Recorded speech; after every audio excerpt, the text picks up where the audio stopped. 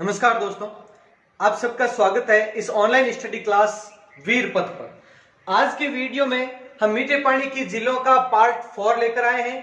इसमें अजमेर में स्थित सभी झीलों के बारे में चर्चा करेंगे। पुष्कर है, आना सागर है, फॉय सागर है, सब के बारे में पढ़ेंगे। पिछले वीडियोस में काफी झीलें कंप्लीट हो चुकी है, वो अभी तक नहीं देखी है तो जरूर देखें। और शुरू करते हैं आज की ये झीलें। सबसे पहले पुष्कर झील। पुष्कर झील है कहां पर? अजमेर। क्लियर? ये पॉइंट ध्यान रखना, यह सबसे प्राचीन झील, सबसे प्राचीन झील। दूसरा पॉइंट, सबसे पवित्र झील और सबसे प्रदूषित झील। सबसे प्राचीन, सबसे पवित्र और सबसे प्रदूषित झील है। तो सबसे पवित्र है, पवित्र तो प्रदूषित हो जाएगी वो धीरे धीरे, क्योंकि पवित्र है तो सब अपने पाप धोएंगे तो प्रदूषित हो ही जाएगी। तो अब देखें नेक्स्ट पॉइंट, इसके निर्माण के बारे में। इस झील का निर्माण कैसे हुआ, क्या है, इसके बारे में देखें। काफी मत है अलग अलग।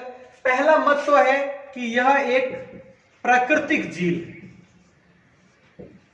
प्राकृतिक झील, और यही ऑथेंटिक माना जाता है।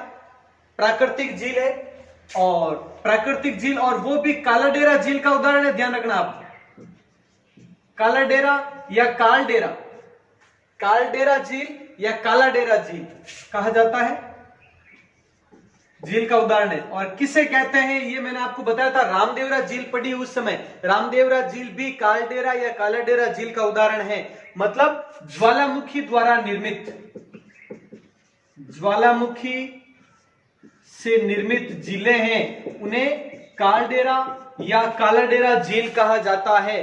भारत में सबसे प्रसिद्ध झील लोनार झील है। भारत में कालडेरा झील यानी ज्वालामुखी से निर्मित झीलों का सर्वश्रेष्ठ उदाहरण है वो लोनार झील है, जो महाराष्ट्र में है।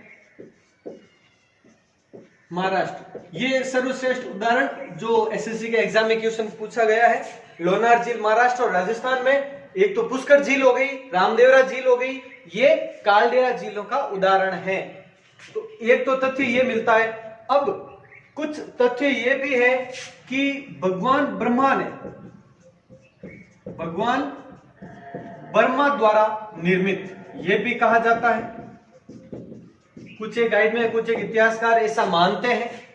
एक और पॉइंट है इसमें कि पुष्करणा ब्राह्मणों द्वारा, पुष्करणा ब्राह्मणों द्वारा खोदी गई।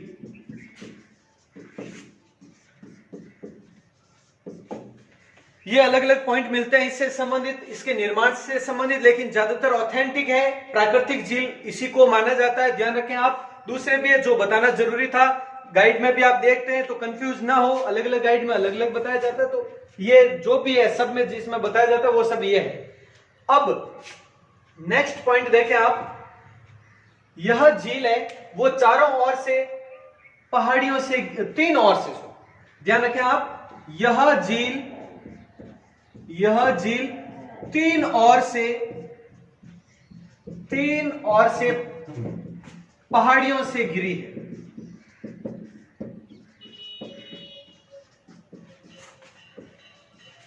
बड़ी ऊंची ऊंची पहाड़ियां हैं तीन ओर। नेक्स्ट पॉइंट और देखें, यहां पर यानी इस झील पर, यहां पर प्रत्येक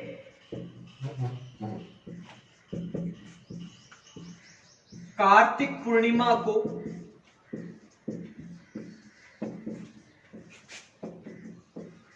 मेला लगता है।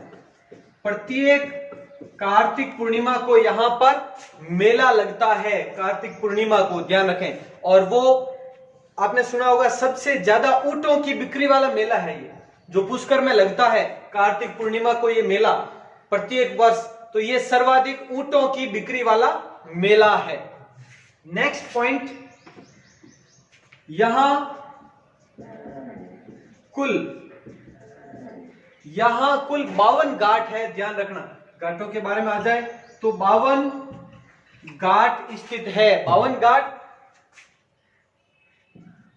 अब इसके निर्माण के बारे में देखा जाए, इन 52 घाटों के निर्माण के बारे में, तो सबसे ज्यादा यानी अधिकतम जितने भी है, सर्वाधिक घाट है वो एक मंडोर शासक नाहर राव, मंडोर शासक नाहर राव द्वारा बनाए गए। जो भी ये घाट है, इनमें से ज्यादातर घाट है वो मंडोर के शासक नाहर राव द्वारा बनाए गए थे ये घाट, अधिकतर घाट। इसके अलावा किसी ने अगर बनाए तो वो देखो 52 घाट है, जिसमें से प्रसिद्ध घाट कौन से हैं वो देखो। इसमें गांधी घाट, गो घाट, वराहा घाट, ब्रह्मा घाट, महिला घाट, महिला या जनाना घाट भी कहते हैं इसको, एक ही बात है। आदि ये कुछ एक प्रमुख है ये घाट, क्योंकि गांधी घाट है वो सबसे बड़ा है, ध्यान रखना। गांधी घाट सबसे बड़ा घाट, और इसमें यहीं पर गांधी जी की अस्थियां, यहीं पर गांधी जी की अस्थियां प्रवाहित की गई।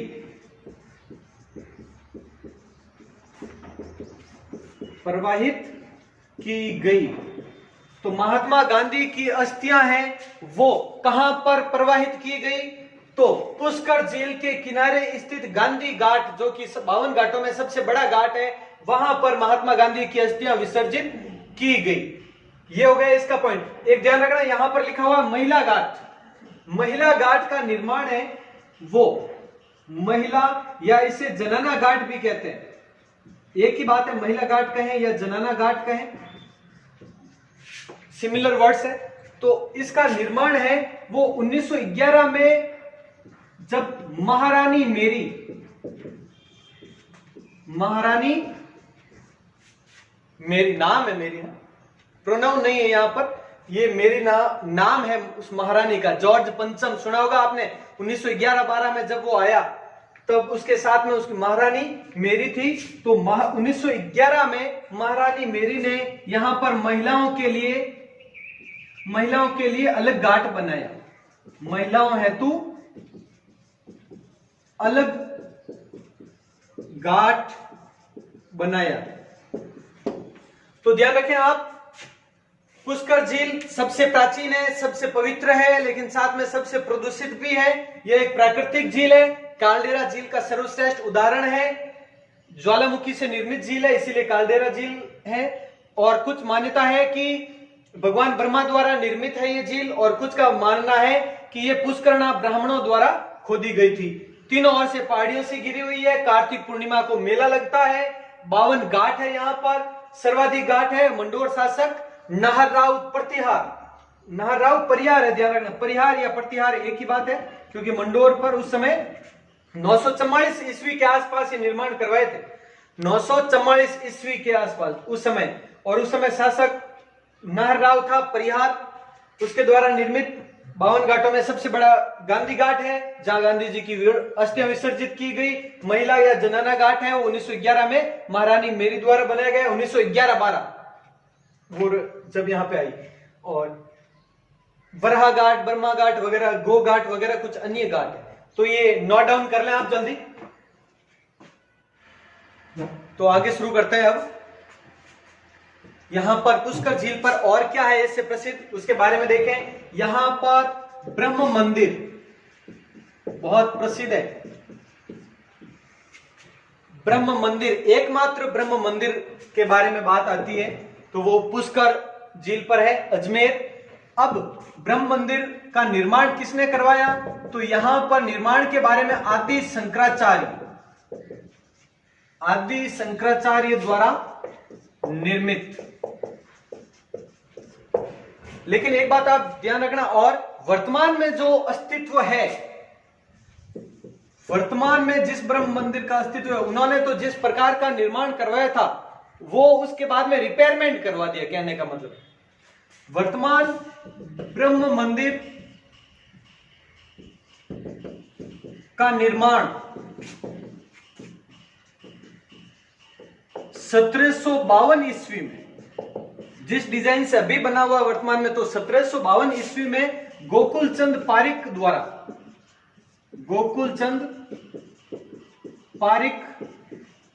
द्वारा करवाया गया। ध्यान रखें आप। तो वर्तमान में जिस ब्रह्म मंदिर की बात हो रही है वो 1752 ईस्वी में गोकुलचंद पारिक द्वारा करवाया गया था। तो ध्यान रखें, ब्रह्म मंदिर से संबंधित। और यहां पर वराह मंदिर भी है, वराह मंदिर, यहां पर सावित्री मंदिर भी है। ध्यान रखें आप, सावित्री मंदिर आदि स्थित है। और एक होटल सरोवर, चलो ये इसके बारे में अभी बताता हूं मैं, आदि स्थित है। अब इसके अलावा और क्या है, यानी यहां पर एक मान महल है। मान महल स्थान है कहां पर? पुष्कर झील में। मान महल में ही आरटीडीसी द्वारा, आरटीडीसी राजस्थान जो पर्यटन है निगम, तो उसके द्वारा, ध्यान रखें, आरटीडीसी, ये पर्यटन में हम पढ़ेंगे, राजस्थान टूरिस्ट डेवलपमेंट कॉरपोरेशन। तो आरटीडीसी द्वारा संचालित होटल सरोवर स्थित है। ये इस जगह पर स्थित है। इसके अलावा देखो यहां पर और क्या चीज प्रसिद्ध है जो कि एग्जाम में आने लायक है। तो उसके अलावा देखो आप, सबसे पहले तो आप बताओ महाभारत की रचना किसने की? बहुत इजी क्वेश्चन है। वेद व्यास ने, सबको पता है ये।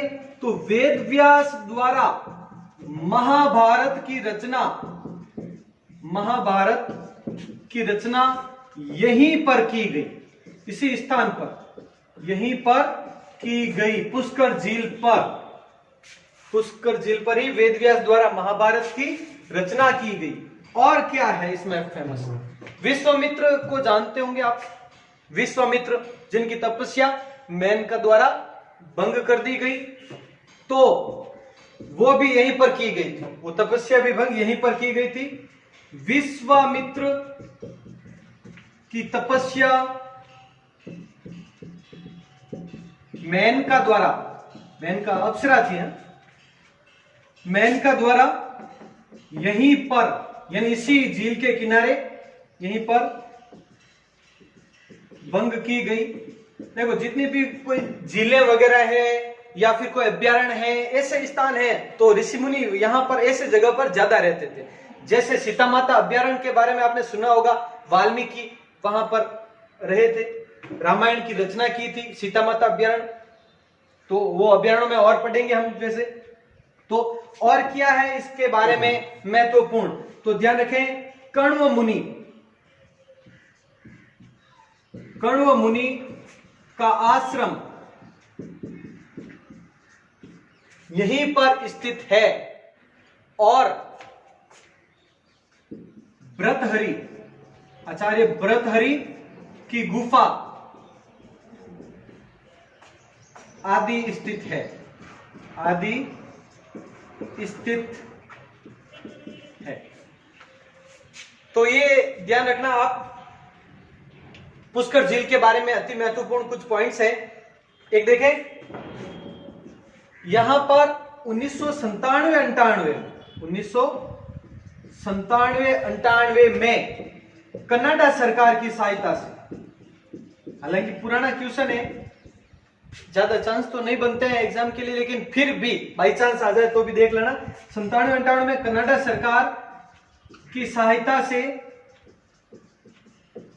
पुष्कर समन्वित विकास कार्यक्रम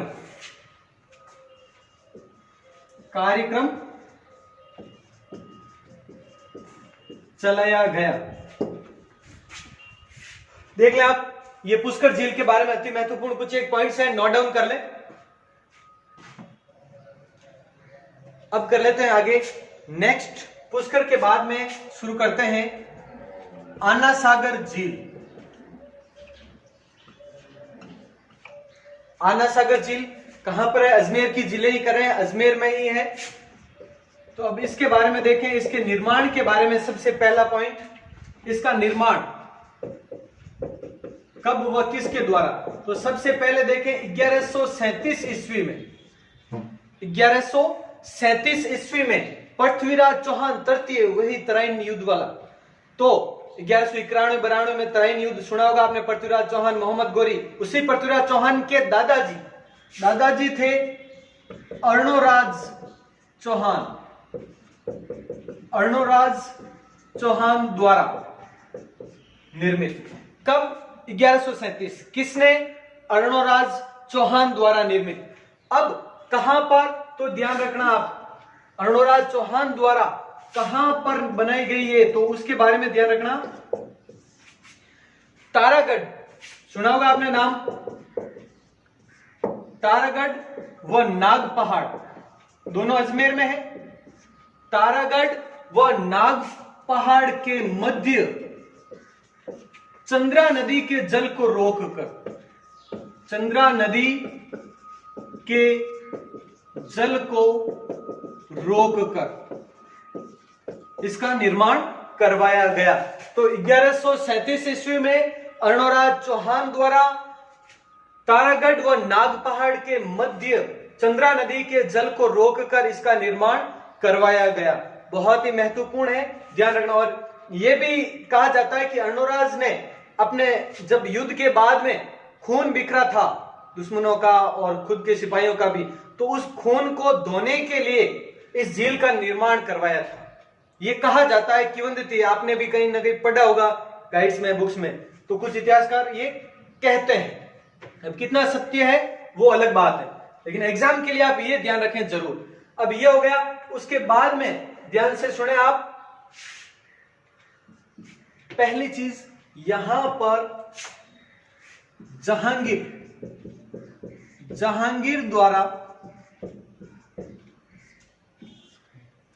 यहां एक तो देखो दौलत बाग, जिसे इस दौलत बाग को वर्तमान में सुभाष उद्यान नाम दिया गया है। सुभाष उद्यान कहें, एग्जाम में आ जाए, या दौलत बाग कहें, एक ही बात है। कहां पर है? आना सागर झील के किनारे। किसके द्वारा निर्मित? जहांगीर द्वारा। एक और इसने बनाया था चश्मा ए नूर नामक झरना था, बनाया था। जहांगीर द्वारा निर्माण करवाया इस झील के किनारे, आना सागर झील के किनारे दौलत बाग, जिसे सुभाष उद्यान भी कहा जाता है, और चश्मा ए नूर नामक झरना। ये चश्मा ए नूर नामक झरना किस झील के किनारे? आना सागर झील के किनारे। एग्जाम में क्वेश्चन आया हुआ है। और किसके द्वारा है? जहांगीर द्वारा। ये भी ध्यान रखें आप, बनाया गया। अब शाहजहां द्वारा यहां पर संगमरमर की 5 बारादरी बनवाई, 5 बारादरी बनवाई। बारादरी या 12 या 5, ऐसा कुछ नहीं है, ध्यान रखना। बारादरी भी कहते हैं, 12 भी कहा जा सकता है इसको, लेकिन ये कोई 12 संख्या नहीं है। ये बारादरी एक ऐसा स्थान है, एक मॉन्यूमेंट कहा जा सकता है जिसमें 12 दरवाजे होते हैं। ध्यान रखना, एक ऐसा स्थान, खुला हवादार स्थान है जहां पर 12 दरवाजे होते हैं। एक सभा भवन जैसा एक आकृति होती है, सभा भवन जैसी। तो संगमरमर की ऐसी बारादरी का अर्थ होता है 12 दरवाजों वाला एक भवन। और ऐसे भवन कितने बनवाए? 5 भवनों का निर्माण करवाया। किसने? शाहजहां ने।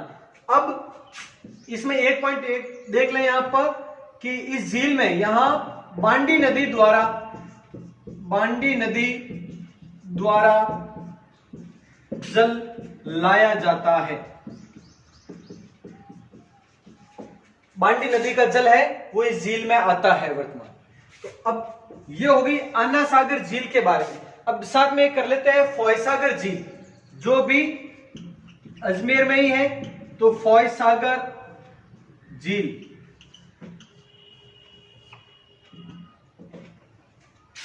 इसके बारे में समझ ले ध्यान से, सुने आप। फॉयसागर झील, इसका निर्माण, अगर निर्माण कार्य की बात आए तो इसका निर्माण 1891-92 में, इसका निर्माण 1891-92 में एक इंजीनियर था, जिस इंजीनियर का नाम था फॉय, इंजीनियर का नाम क्या था, फॉय, के निर्देशन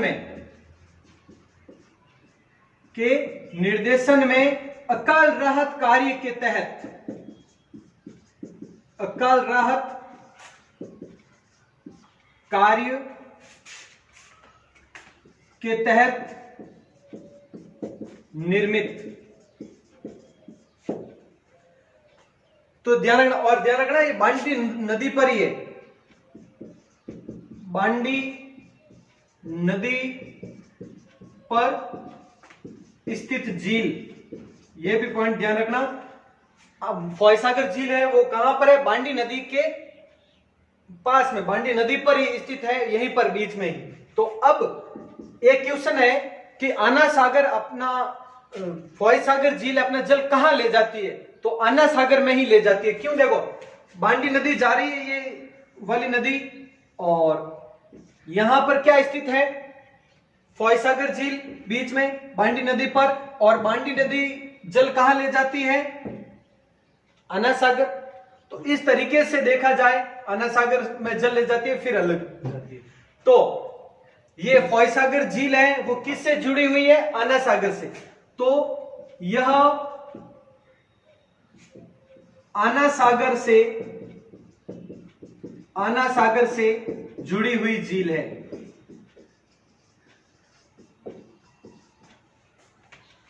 तो पहले तो ये सब पॉइंट है वो नोट डाउन कर लें आप आराम से। तो ये हो गई आज अजमेर में स्थित झीलों के बारे में, ध्यान से समझ लेना। अजमेर की झीलें हो गई, इससे पहले उदयपुर की हो गई, और दक्षिणी राजस्थान की झीलें पूरी हो गई। अब कुछ एक झीलें जो बाकी है वो अगले वीडियो में कंप्लीट हो जाएगी। जितनी भी झीलें और बाकी रह गई है वो सब की सब नेक्स्ट वीडियो में कंप्लीट हो जाएगी। तो अगला वीडियो अपना झीलों से संबंधित अंतिम वीडियो होगा, तो जरूर देखिएगा, और सब्सक्राइब कर लेना अभी तक नहीं किया है तो।